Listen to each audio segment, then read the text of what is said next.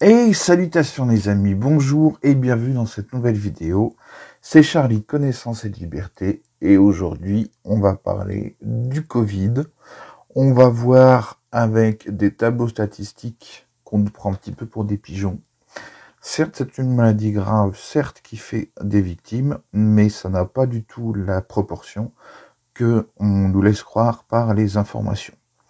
Donc je n'ai pas mis volontairement les études qu'a mis en avant le professeur Raoult, j'en ai pris d'autres, qui sont de journaux très connus, notamment The Conversation, de l'Express et de la Tribune.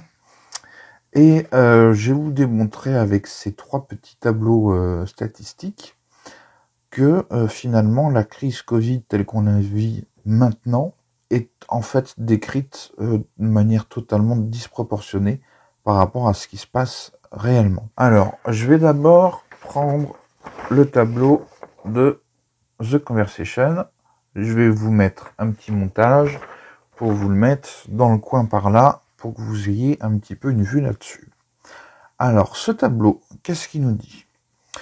Il nous dit avec un graphique en pourcentage, donc c'est pas des valeurs pures, hein, quels sont les décès de la grippe en 2015, parce qu'elle a été très très forte, en comparaison du Covid aujourd'hui en 2020, et on compare aussi à l'ensemble de tous les décès de 2018. Donc moi ce que je trouve très intéressant comme comparaison, c'est de comparer les décès dus à la grippe en 2015 par rapport au décès du Covid en 2020. Donc là, ça va fonctionner par tranche d'âge. Donc, par exemple, si je prends les personnes qui ont plus de 90 ans, il y a eu plus de décès dus à la grippe en 2015 qu'il y en a aujourd'hui par le Covid-19. Donc c'est quand même assez intéressant. Ensuite, on va voir que plus on descend en âge, moins on aura cette proportion. Mais je veux dire, on passe pas du simple au double.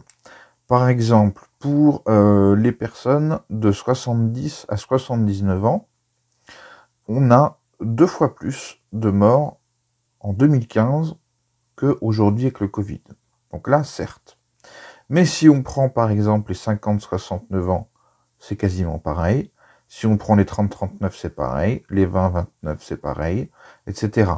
Donc c'est vraiment pour les gens très âgés que la létalité, donc c'est le taux de mortalité si vous préférez, est le plus élevé, mais pour le reste de la population, ça ne l'est pas du tout. Donc ce qu'il faut, c'est protéger les personnes âgées, protéger les EHPAD, et ne pas oublier que la contamination se fait par les mains, par le contact, et très peu par l'air. Ça a été prouvé.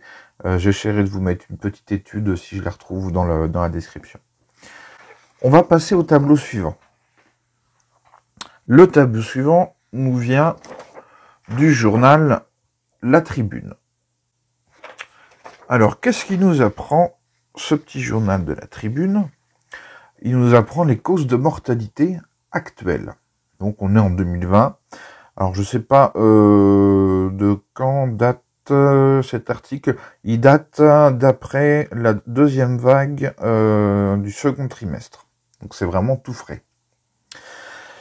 En gros, le Covid, les décès dus au Covid sont bien derrière l'alcool, le tabac, les infarctus et le cancer. Il faut savoir que le cancer et le tabac, en fait, c'est très lié parce que le tabac peut entraîner tout type de cancer.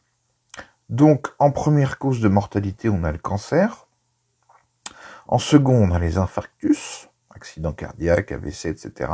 On a le tabac, l'alcool, et seulement vient après le Covid-19. Et tout de suite après, les accidents de la route.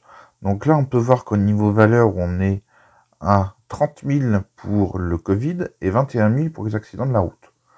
Pourtant, il me semble qu'on fasse pas beaucoup d'efforts là-dessus.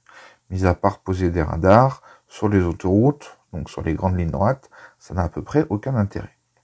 Donc voilà ce que nous apprend ce graphique. On va passer au dernier graphique, qui cette fois nous vient de l'Express. Donc pareil, je vais vous mettre une petite capture d'écran pour que vous voyez ce qu'il en est.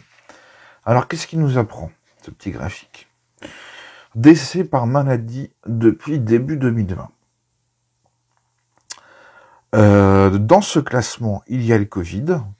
Et donc le Covid est à la 1, 2, 3, 4, 5, 6, 7, 8, 9, est à la 10e place des causes de mortalité depuis début 2020. Et on va retrouver, comme sur le précédent tableau, les maladies cardiovasculaires, les maladies transmissibles, le cancer, les maladies respiratoires, comme les gens qui sont BPCO en général, souvent parce qu'ils ont fumé. On a même les démences, les maladies digestives, le diabète. Le diabète tue plus de gens que le Covid-19. Et ensuite la tuberculose.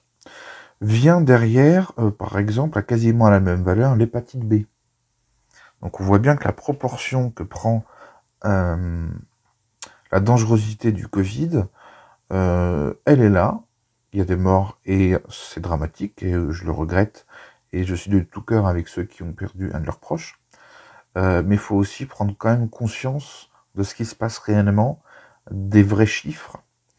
Et faut vraiment avoir de l'objectivité et du recul par rapport à la situation, voir éventuellement à qui ça profite. Est-ce que ça ne détourne pas d'un autre problème? Est-ce que ça permet pas d'injecter de l'argent dans des sociétés pharmaceutiques où il y a certains liens d'affiliation, voire d'amitié avec des personnes du gouvernement ou des personnes décisionnaires? Voilà. Moi je dis qu'il faut quand même être très très prudent là-dessus. Voilà. Et dans tous les graphiques que je vous ai montrés, à aucun moment le Covid-19 n'a été plus dangereux ou plus létal que les autres maladies qu'il y a. Notamment, l'exemple le plus parlant était bien sûr la grippe de 2015. Voilà les amis, je suis désolé, c'était un petit peu chiant, il y a beaucoup de chiffres, mais je pense que c'est important de faire ce genre de réflexion. Si vous avez d'autres études à me soumettre, ce sera avec grand plaisir. Mettez le lien, il n'y a pas de souci. Si vous avez aussi des graphiques à me montrer, c'est pareil, il n'y a pas de souci. On les regardera ensemble et puis, si besoin, on fera une deuxième vidéo sur le même sujet en ayant, j'espère, un peu plus d'éléments encore qu'aujourd'hui. Voilà les amis, c'était Charlie de Connaissance et Liberté. N'hésitez pas à mettre un petit pouce sous la vidéo et à mettre un commentaire pour dire si vous êtes d'accord ou pas par rapport à ce genre de choses, sachant que moi je n'ai fait que lire le tableau. Bon, bien sûr, j'interprète à ma manière parce qu'on n'est jamais complètement neutre, mais voilà, je lis des tableaux de publication de grands journaux. Voilà les amis, c'était Charlie de Connaissance et Liberté, portez-vous bien, prenez soin les uns des autres et des personnes âgées, de vos grands-parents surtout, etc., s'ils sont âgés. À bientôt les amis, ciao.